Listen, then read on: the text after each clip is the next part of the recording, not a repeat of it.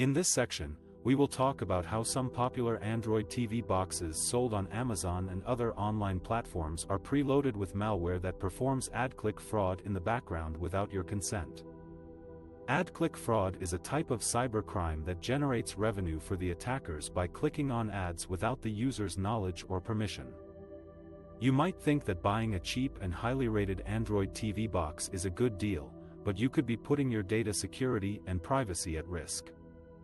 According to cybersecurity researchers, several Android TV box models from brands like AllWinner and RockChip are infected with malware that connects them to a global botnet of thousands of other compromised devices.